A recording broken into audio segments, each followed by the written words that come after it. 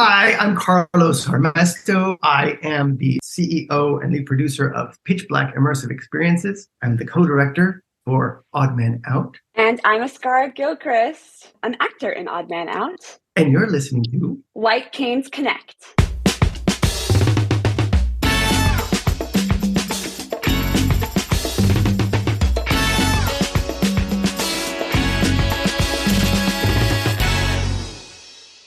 Hey there, PA Federationists. Welcome to another episode of White Canes Connect, presented by the National Federation of the Blind of Pennsylvania. My name is David Goldstein. I am the treasurer of the Keystone Chapter. Joining me today is co-host and Keystone Chapter second vice president, Lisa Bryant. Lisa, how are you today? Good, David. And so I used the word giddy in the interview about our guests, Carlos and Aszkara, about this incredibly innovative production called Odd Man Out, which is the story of a blind musician as he travels, I believe, back from New York back to Argentina.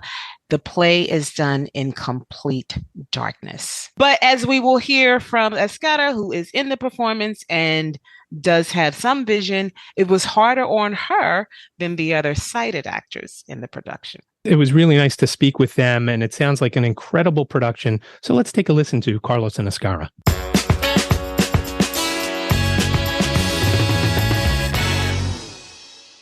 Carlos and Aszkara, thanks so much for joining us today. Thank you for having us. It's great to be here. Thank you. I am going to try to stay cool and professional and not too giddy because David and I are both very excited about talking with you guys and talking about Odd Man Out. But if I slip into giddiness, just have some forgiveness and grace for me. We're ready for the giddy. Okay, good. I'll bring it. Believe me. So Carlos, why don't you tell us about you? I know you have a very extensive theater background and resume. You can give us an abbreviated version of that, but in particular, how you got into the field of creating immersive theater, what is even immersive theater, and why in particular the blind and visually impaired community is so important to you. Sure. Oh my gosh, that's a big question. I will say the long and short idea of how I came about. In college, I was petrified of theater people, and then I was forced to take a required class in theater, and I got hooked. And I was studying to be an engineer, and I became a theater practitioner. Oh wow! So that's its own side story. But as time went along, I developed a career in theatrical direction and producing. I went to conservatory for my master's at Carnegie Mellon University, and had a great time creating that. And that's when I started really getting a sense of what the world was outside of traditional theater that we know here in the United States. I ended up producing an international festival, an inaugural international festival that's sort of like the version of Edinburgh Fringe, but in Pittsburgh. And it was sort of a more curated, smaller version, but very robust. And my mentor got me hooked into that, and I started getting these sensibilities from all around the world, how theater was, what theater could be, what outdoor experiences were that were not necessarily a narrative. That narrative sort of came about by how we viewed, by being guided through a space or through a field. I thought, oh, this is exciting. So I came to New York, and I after working 3 years at Ensemble Studio Theater as a producer and a director there, I ventured off on my own and created Theater C, which is all about creating a theater that is pushing the boundaries of convention. It's about innovation. And I've been doing that for 14 years now, which is exciting. But 4 years ago, here's how we're getting back to this show. So 4 years ago, this very young, charming young producer from Argentina named Malcolm March came to me, and he's like, Carlos Armesto, I hear you like to do weird things. And I'm like, okay, great. Cool. That's a reputation if there ever were one. Sure. So yeah, because by that time we had been doing a lot of I created we did Tommy in like the Who's Tommy in a carousel house in Asbury Park. We did a lot of immersive parties, basically they're all LGBT themed parties that we create for a theme, and in that theme we have characters of that world interacting with the partygoers, and then we have pop-up dance moments, and sort of like everything is a surprise and its own special moment, and it's gone. So that's the weird stuff that I was doing, and then this Malcolm comes on and says, okay, so I have this theater company in Argentina, and tells me about Teatro Ciego, which is literally means blind theater, but in their tradition, their thought, it's theater in complete darkness. That's the idea, and that's been doing this for the past 14, 15 years. And they explain the concept of like you smell, you feel, you taste, and you hear, but you don't see anything. I'm like, what? Oh my God. It's a sensorial experience that has a narrative. I went down to experience what those shows were, because you don't see anything, you experience them. And I was captivated by the idea and the concept. And they were looking to bring all of their shows to the United States, translate them, and bring to the United States. And I said, this is an exciting idea, but all of your shows are so Argentine, they're not going to work here. So specifically humored to the Argentinians that to translate all the beautiful humor you've got, not going to work. I thought, but what if we create something that's inspired by an American experience? And they said, well, how about we do an amalgam? We do like an Argentina breaching into the United States. I'm like, okay, great. And I always said to them, so for the past 15 years, they've been working in such a way that they're known for this kind of work. And at the beginning, they didn't start off working with blind artists. They developed that after a couple of years because it seemed natural for that to happen. And I said, okay, but they never done a show about a blind person at all. They're used to doing this kind of work, and it happens to be that a community of blind artists are working there constantly. It's amazing. And they had like 40% of their team, artist teams and manager teams, are all visually, they have low vision or blind, or it's just amazing to me. So I thought, okay, this is kind of great. So let's create this story. And he said, okay, well, I was saying to them, so why is it in the dark? Like, why are we doing this in the dark? And they would tell me these Zen Buddhist ideas, and that's great. But if you're going to be introducing this to the United States, we have to justify the darkness. What's the point? Why are we sitting in the dark? And they said, okay, I've got the idea. Martin and Facundo came up with it. What if it's the story of a blind person who was born blind from birth, and we create the experience through that person's experience? I said, okay, and that's how it all started. And how it started to be developed. That is quite a story. And you know what? I want to jump around a little bit from how I originally planned and bring in Aszkara here, because I read a quote from you about being in this, being blindfolded, and how even for you as a blind actress, it was somewhat challenging because of the reality that a lot of people in the blind and visually impaired community do have some level of sight that they use, even if it's just light perception. So I guess the first question is, what was this like for you? And we'll give you a chance to tell us how you came, into acting in general, but in particular, what was this like for you? So and Carlos knows, everyone knows, because they watched me go through it. But it was very, very challenging and very jarring. And I when I first signed on to the project, I wasn't I was like, oh yeah, it's gonna be all in the dark. Like it sounds a little crazy, but like it's fine, I can do it.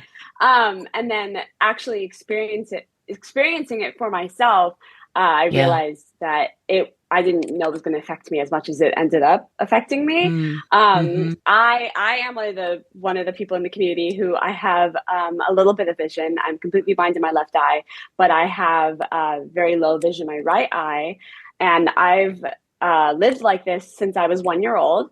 And so I didn't realize how much I rely on the little vision that I do have. and how I've adapted myself to operate with that little bit of vision and help from people around me, and with a cane occasionally. And so to take all of that away really threw me, and I was very emotional very often. And it was really difficult for me to take out that emotional baggage and just kind of put myself into a mindset of, okay, like I just need to do this. I need to get through this, because I was watching the rest of the cast be like, oh yeah, like this is weird, but we're going to do it. And we're going to make the most of it and have a good time. And that was really difficult for me. It was really difficult for me to just see a lot of the exercises we ended up doing to get ourselves used to the dark. It was hard for me to just be like, these are just acting exercises, because they're not for me. This is just how I live my life, feeling around without being able to find an object because I dropped it. That's just my everyday life. It's not something I had to teach myself, which was good, but it was also, theater is usually my escape. And so this has very much not been an escape for me. It's just forcing me to live out my daily life. But even more on a more extreme level. So what you're saying, it's not acting for you. No, it's not at all. It's just, it's your everyday. How did, when you did get started, what drew you to become an actor and say, hey, I can do that even with my limitations? What was the thing that drew you to acting? I've been acting since I was 4 years old. It was just, my mom was a big believer in have her kids try everything once. And she just happened to put me in a children's theater, and I just clung on to it. And it was my favorite thing. And I wanted to go every single day, and I never stopped doing it. And all through college, when I was in high school, I couldn't think of anything else. I wanted to do more. And so I majored in it, and it was just the only thing I ever wanted to do. And even before I even accepted my disability or really grew at all in that area, I just knew I wanted to be an actor. I didn't care what roles I had. But then in college, it took a lot of self-growth for me to realize, oh, wait, I have a very unique quality because I'm blind, and I can then, and I was seeing more disabled roles become available, and it clicked that this is my niche, and this is where I'm going to get work, and it's been working out pretty well since then. And I love being a disabled actor, and I love representing the disabled community and playing both blind and able-bodied roles. I can do both, and I love doing both. It's funny that you mentioned that you play both disabled and non-disabled. The first national convention I went to, and I guess, Lisa, it was your first convention as well. Do you remember that vote? There was a resolution, an NFB resolution, that blind actors should be playing blind characters. And everybody's like, yeah. It's like, it was like mob mentality. And then this one girl stood up. She's around 20 years old, and she says, hey, wait a second. If we are the ones that are only playing the blind people, we're never going to get the sighted roles. Yeah. It is a tricky thing, because on one hand, I love that I do get the roles that I do get. But then on the other hand, sometimes I do worry that's all the work I'm ever going to get. But, I mean, I'll cross the bridge when I get to it. Right now, it's okay. And I'm working steadily, and I'm very thankful for that. So Aszkara right now is playing sighted and non-sighted roles. Yes, I am. Yeah. I play multiple roles, and one of them is blind and two of them are not. So. And that gets us back to what is Odd Man Out, Carlos. So you gave us the backstory. What can people expect when they come to a performance? Okay. Wow. All right. So when people will walk into an airline check-in counter, and then an airline lounge awaiting a gate. We've transformed the Bristol Riverside studio, the rehearsal studio, into an actual lounge, and then the plane inside the main rehearsal space. So the plane is in complete darkness. That's the part that's in complete darkness. So you walk in, and you'll have ticketing agents, and you have people representative of Pitch Black Airlines, and they will be offering you beverages. And before you go into the plane, you have to put your cell phone and your any smartwatches into a pouch and turn them off into a pouch, and magnetically sealed pouch, so you can't open it during the run. and then because any light leak is going to destroy the experience no matter what. So we require that. And then a lot of people, when they walk in, people think, oh, I'm going to be able to see the exit signs right now. No exit sign. You don't see anything. You don't see anything. It's all completely pitch black, literally. And you are seated by a team. Aszkara is one of the people who seats you down. She's one of the attendants inside. They seat you and you're and you put on the plane and you have an experience where you fly with Alberto, the lead character, who's talking to his seatmates next to him, and telling his story about his life. And in that, we start experiencing the memories as he would experience through smells, through sounds, through touch, through taste.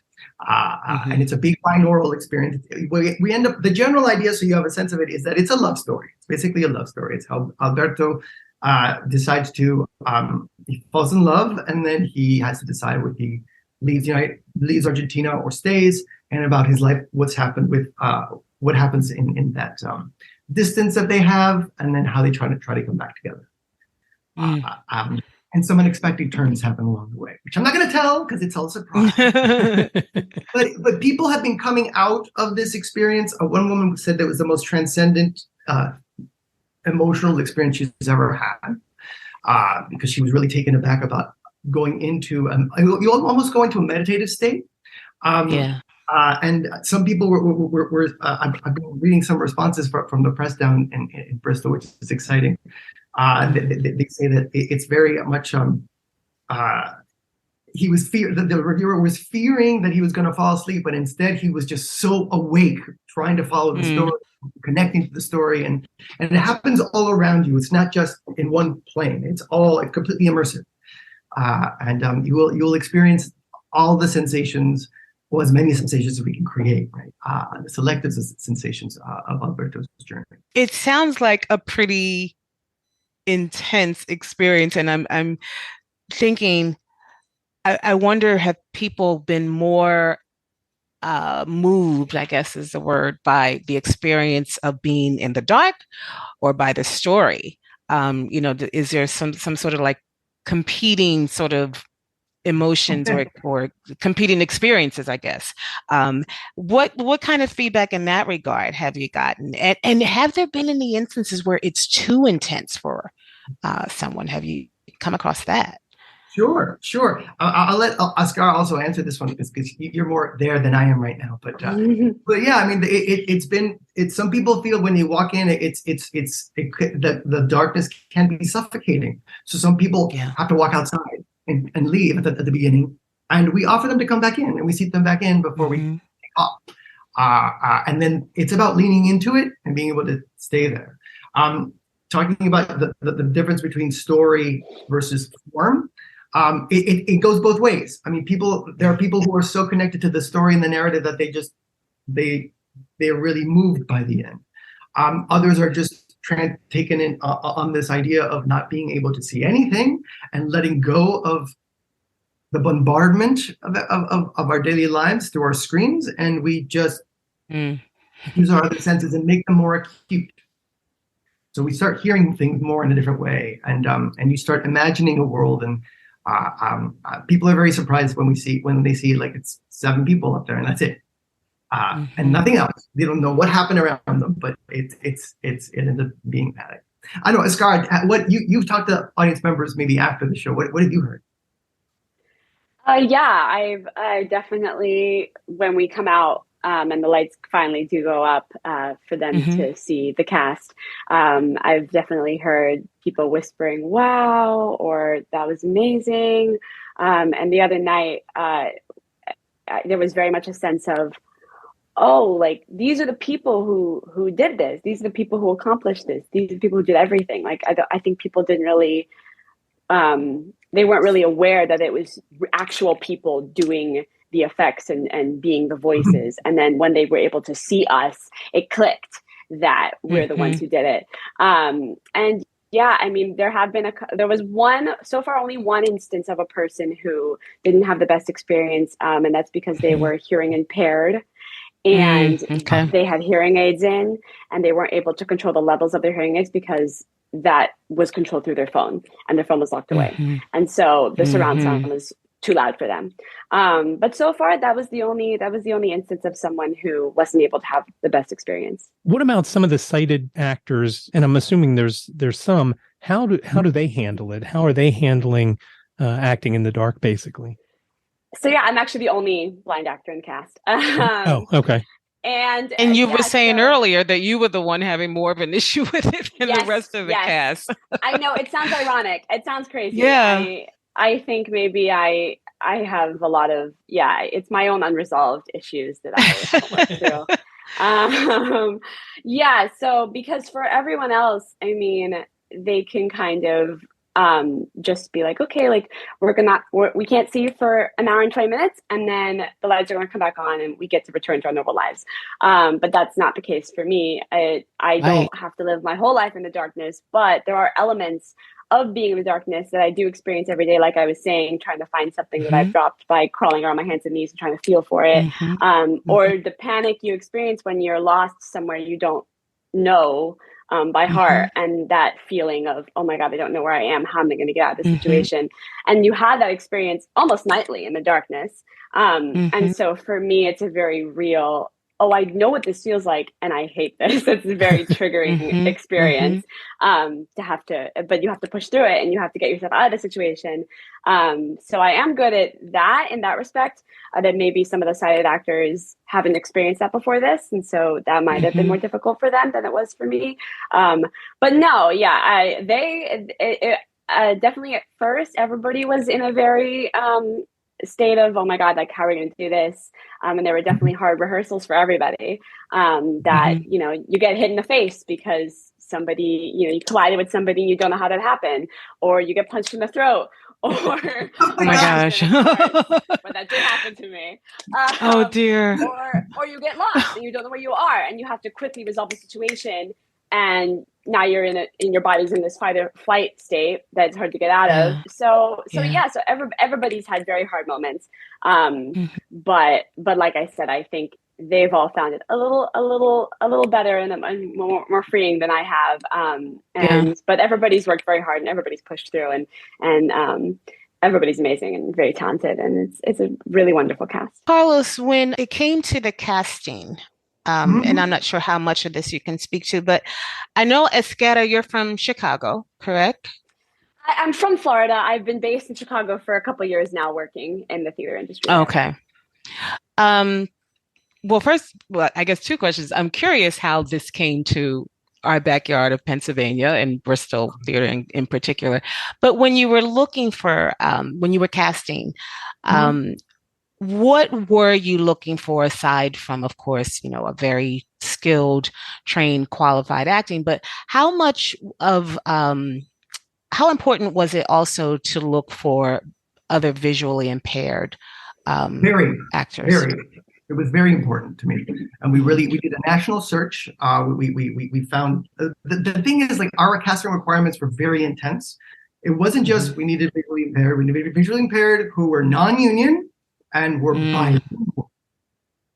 And that's hard. That's kind of narrowing the pool a little bit. Yeah. And so, but we thought, okay, well, let's try it. Let's see what happens. And it was tough. We found some actors, and we offered them the roles, and I'll be honest about this. Like, some of the actors thought that they were very excited to get the roles, but they were feeling like these are the bilingual people. So we really needed to, like, they felt that their lives would be very disrupted if they had to fly to Pennsylvania and stay there for a week and learn a new environment, which we totally understood. We would have as much support as they would need, but we totally understood that was the thing. So then I thought, okay, but it's very important that we need to have this demographic in this play, because it's about that. We have our director, one of our directors is blind, based on his life story. So when he came and directed, we felt like, okay, on the creative team, we have that settled, and they can speak their truth, and they can engage the actors and the cast. honestly and provide feedback about that experience. But I think that the cast needed to be that too. And my hope is that as we keep on doing this show, we expand the cast because this is our first venture into the States. It feels like we have to start small and then grow our blind and low vision community in the company because it's different. And some people don't know. People might think, okay, you're just using blind people for your experiences, and that's not the case at all. I really think it's important to include that community, your community, into this production process because especially for this play, so when we lost the bilingual actors, I'm like, okay, so we need to find this. So we're gonna go, okay, we're gonna separate it out. English language, we're more likely to find someone who's not bilingual, and then we'll try to figure out what happens with the Spanish version. And luckily, Aszkara, who just played Richard III. And so that's that. I mean, I honestly, that's been the story, and we want to make this a big and inclusive experience as possible. The reason why I connect to it, it's not just because of the form, because the form is really exciting to me. But I think theater for me is always about a family and creating a place of inclusion and safety as much as we can. So I feel like it's I want to be able to speak to that demographic, and that the blind community hasn't been something that I've been working with at all in my career. I've been speaking to so many different communities. I'm missing this community, and then Josiego shows up. I'm like, okay, cool, this is amazing, this is different, and I really wanted to learn what this other experience was, so I can bring it about and share it with as many people as possible. I understand that the play itself has one type of blindness in it, so I understand that. I'm not trying to say that this is everybody's experience. This is this specific person. I want to make that as rich as possible. The team wants to. I mean, Martin, who wrote the play, really wanted to focus on that, and Facundo basically co-wrote it with him. So they really wanted to speak as well. When you're talking about what you were looking for, I was wondering, Aszkara, for I think, are you classically trained? Is that how you would describe your theater background? No. What is classically trained? Everybody likes to that's true. I got a degree. If we're categorizing as education, I do have my degree in the theater arts. But no, I mean, also I believe that theater is very much a learn as you go, always keep learning, keep growing. Every show is going to give you something new and teach you a new skill or give you a new experience. So I wouldn't call myself classically trained, but no, I'm very happy with my career so far. I asked because I wonder what you had to kind of draw on to, and it's still a learning as you go, because training for something and actually doing it, sometimes those are two very different experiences. Exactly. But I'm just wondering, like, what did you draw on of your training that did help you, if anything? Because this is your first time doing something like this, correct? Yes. So it's funny. I honestly feel like I've put my acting skills mostly to the side for this project. It's really more my skills that I've developed to move through my daily life, which is going back to what I was saying before, that this particular production has not been an escape for me in the way others have been in the past. It's more of, now I need to apply my skills as just a person and just how I move about my environment more so than my skills on the stage. Being able to feel through my environment or being able to just sense my surroundings are all skills I just developed through living my life since I was 1 year old, being blind. And feeling around for objects on the floor or like around me, just moving without, running into something or someone. Those are all just basic life skills I've had to develop to explore my environments and keep myself safe. Did some of the other cast members come to you and say, "Hey, how would you do this?" things like that? No, because I think everybody had to figure things out for themselves more than ask other people's opinion. I think it's very much an internal experience, and I think everybody develops their own methods to do things. Some of us move a lot faster than others. I move very slowly because I just move slowly normally. But when I'm in the dark, especially, I move very slowly. Others, like especially the boys, they move quick. They move very fast. And that's good, and that works for them, and I appreciate that. But yeah, it's definitely it's very much a team show. It's very much an ensemble show. Everybody's there for each other. Everybody helps each other, but it's also a sort of individualized experience in that you need to figure out how you're going to get your job done and you're going to accomplish your track for yourself. Nobody can tell you how you're going to get from A to B in the darkness. But I can also attest, I mean, the way they are creating this and performing it every night, and if there's ever something that stops them from doing it as fluidly, they know how to save each other, they know how to work it through. It never seems like there's a problem. That's the thing I've been blown away by. And Aszkara, I mean, like you and I have talked about several times moments that have occurred, and you've like you told me all about it. I'm like, it didn't seem like you seemed beautiful performance. It was astonishing because it really was. So I mean, it's that sense of like growth as an actor, being able to just okay, I'm going to do the job, and then you do it. And wow. And then you talk about it later, like, oh my God, it's so crazy. Like, okay, let's talk about it. Let's see what. Yes, it definitely incorporates. It definitely incorporates the quick thinking, think on your feet, solve problems immediately without dwelling on them too long. In that respect, those theater skills cranked up to a 10. Because there's nothing to distract. There's nothing to pull focus when something does go wrong.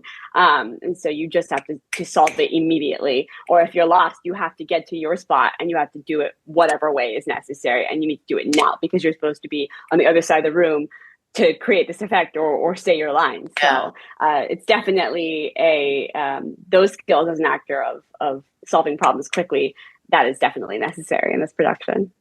And it's pretty astute. I like that it sounds like you've created an environment. You said earlier you want the team to feel like a family, the cast and all of those involved behind the stage even to feel like a family. And it sounds like you've created that. And it sounds like also, and this is a relief, I'm sure, to you, Aszkara, that you're not the blind like representative or spokesperson for the production. You're not the go-to person for that. Like you didn't feel like you had to kind of wear that title. No, definitely, because Facundo, the director or co-director, definitely provided a ton of feedback and a ton of input. Yeah. But Carlos did ask my opinion on a couple of things, and took it, which I very much appreciated as well. So no, I was definitely not the sole spokesperson. Yeah. Right. But yeah, right. No. Because that could be burdensome as well. Yes, absolutely. Yeah, and that's something we were trying to. That we originally I was trying to find two blind actors who did this, and it was just like, okay, it's like, where are they? Oh, they're all in the union. Oh, I mean, I love that for them. It's amazing. One day, let's hope, for myself. Yeah. But, I'm sure that's going to happen very quickly. Very quickly. I'm pretty sure. This may be the launching pad towards that.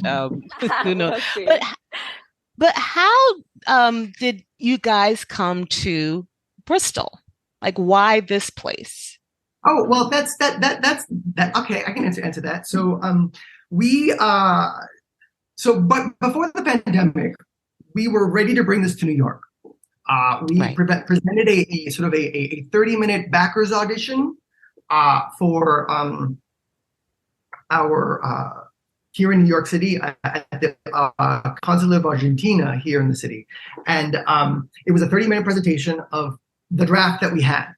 And everybody was really excited. And I invited a bunch of potential producers and partners. And Amy and Ken from Bristol Riverside Theater came, and they said, we would love to have this happen in Bristol in some way. And I said, okay, let's talk about this, because they were really interested in expanding their audience and giving their audience something different from what they're used to.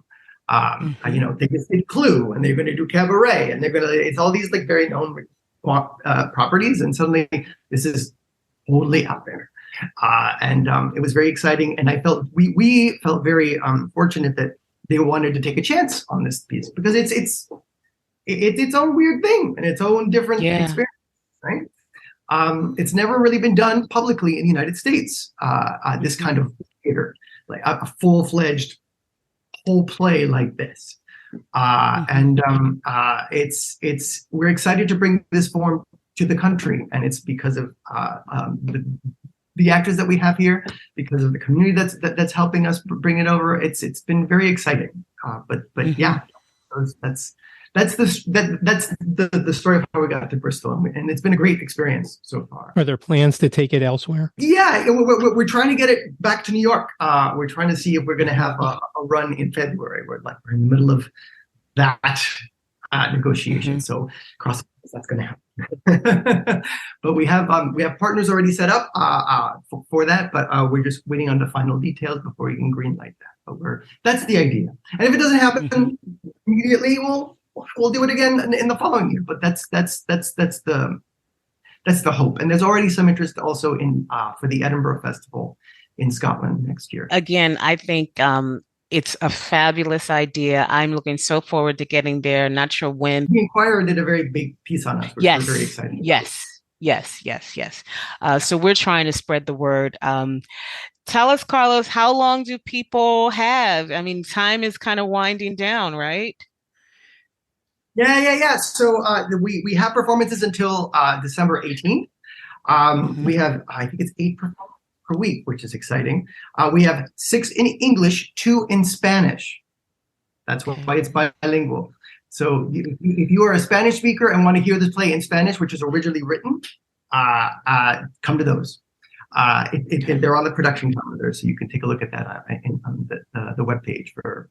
We'll put all links in the show notes so people can go check that out. As far as following either of you on social media, are you big on that? How can people get in touch or follow along? Well, we have Pitch Black Experience is the IG handle. You could also go to pitchblackexperience.com. That's the theater company's website. You can take a look at all the things that we do. We have several events that we're creating. It's not just Odd Man Out, but we have the Odd Man Out box experience that we created during the pandemic. And then we did a semi-live version of it, which means with no actors, but live effects. And then now it's completely live. And among many other productions that we're planning and moving forward with. So you can take a look at our work there, or you can go to the Bristol Riverside Theater website. And Aszkara, how about you if people want to follow your career? Oh, yeah, you can follow me on Instagram at Aszkara, ASZKARA Glitters, GLITTERS.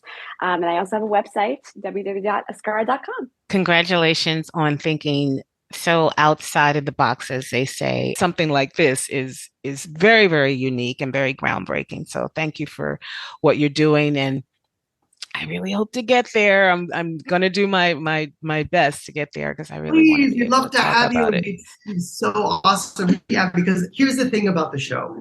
I can tell you all about it. You're never going to have a way to be able to talk about it yourself unless you actually experience it, because it's not something you absorb passively. You have to be in it. And that's the exciting part of it, but you got to come and experience it. Carlos and Aszkara, thank you so much for joining us today. Thank you. Thank you so much for having us.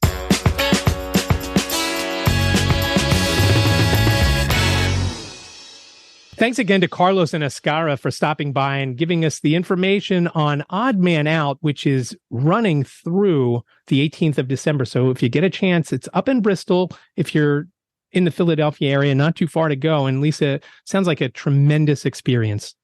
It really does. And I so appreciate Aszkara sharing her adjustment and the challenges that she faced as a blind actress performing this in the dark. That that was very interesting, that of all the people in the performance, that she struggled the most. But yes, very interesting performance. I'm very sorry to say that I had some technical difficulties at the end. My mic just died and no one could hear me anymore, so I didn't get a chance to give a proper greeting at the end to say goodbye and to thank them. So I apologize for that. Getting back to Aszkara with having the most difficulties, I wonder, and we didn't get into it, but I wonder if I know that if I'm somewhere and I don't have my cane and I can't find where it is or something like that, I wonder if it's because she doesn't have the normal tools that she's used to having when she's just out and about on her own or with friends or things like that. So that would be interesting to know.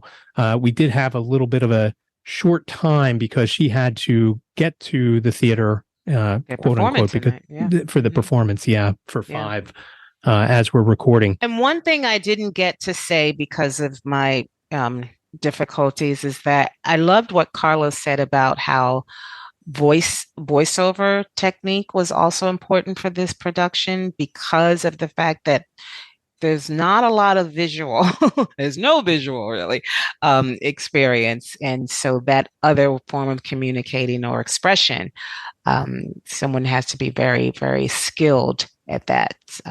Right. So I thought that was a really good point. On the link in the show notes, you can go and you could see all the different actors who are performing in this play, that a few of them are voiceover actors. One who has done many different spots for a couple of very major companies, and one who is the lead voiceover for, again, I don't remember which company, in the Spanish version of any of their spots. So again, these are very talented people who are doing this production. Again, it's called Odd Man Out. It's up in Bristol. Again, all the links will be in the show notes. You could read all about it. Instagram and links to the websites and things like that, both Aszkara's and Pitch Black, will be in the show notes. So please check it out. You've got a couple more days where you can see it, but it does sound like a great experience. If you have any other ideas, hey, if you get to see Odd Man Out, send us an email. Tell us what it was like. And our email address is whitecanesconnect@gmail.com. Or better yet, give us a review on the phone, 267-338-4495. You've got up to 3 minutes, so got to keep it concise. Please leave your name and town. And besides reviews of the show, you can also give us questions, comments, show ideas for White Canes Connect. You can give us tips if you do something around your house that you think might help other folks. Please let us know. Don't keep it a secret. We all want to know. And maybe it'll help somebody else. Again, 267-338-4495. Lisa, it was a fun show today. It really was. Thanks, everybody, for listening. Thanks for listening. Take care.